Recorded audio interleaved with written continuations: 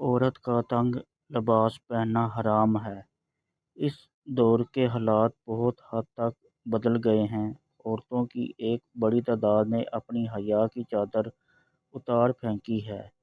دینی حدود کے معاملے میں یہ بڑی ڈھیٹ اور بے آبرو ہو رہی ہیں، بلکہ مسلسل آگے بڑھ رہی ہیں، اور خوف آتا ہے کہ یہ قوم اپنی عریانی، بے پردگی اور آزاد روی کی بنا پر اللہ کی طرف سے کسی بدترین سزا اور سابقہ قوموں کے سے انجام سے دوچار نہ ہو جائیں۔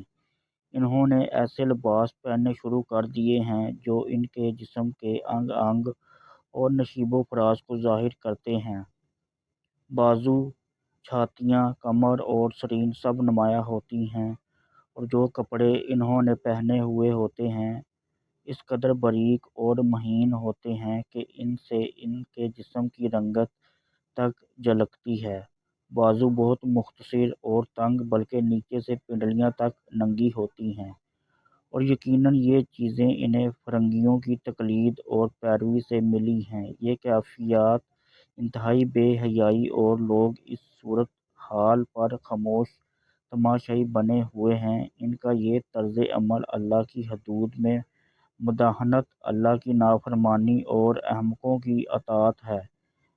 یہ خاموشی کسی بڑی مصیبت کا پیش خیمہ اور کسی بڑے شر و فساد کا دروازہ کھول سکتی ہے۔ تو ضروری ہے کہ اس صورتحال کی برائی اور حرمت واضح کی جائے، انہیں ان کے غلط اقدام سے باز رکھنے کی بھرپور کوشش کی جائے۔ عورت سرتاپا قابل ستر ہے، اور اس بات کی پابند ہے کہ اپنے آپ کو چھپائے اور پردہ کرے، اور کسی صورت بھی اپنے حسن و جمال، زیب و زینت، بناؤ سنگار اور فتنہ بھرے جسم کی نمائش نہ کرتی پھرے۔ اس حوالے سے اللہ سبحانہ و تعالیٰ کا فرمان ہے: اے نبی، اپنی بیٹیوں اور صاحبزادیوں اور مسلمانوں کی عورتوں سے فرما دو کہ اپنی چادر کا ایک حصہ اپنے منہ پر ڈالے رہیں، یہ اس سے نزدیک تر ہے کہ ان کی پہچان ہو تو ستائی نہ جائیں، اور اللہ بخشنے والا مہربان ہے۔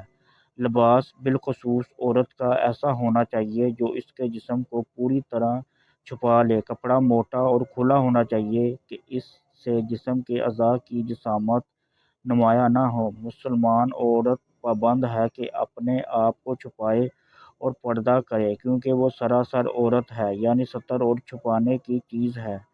دعا ہے کہ اللہ تعالیٰ ہمیں ان ظاہر و پوشیدہ گمراہ کن فتنوں سے بچائے رکھے۔ آمین ثم آمین یا رب العالمین۔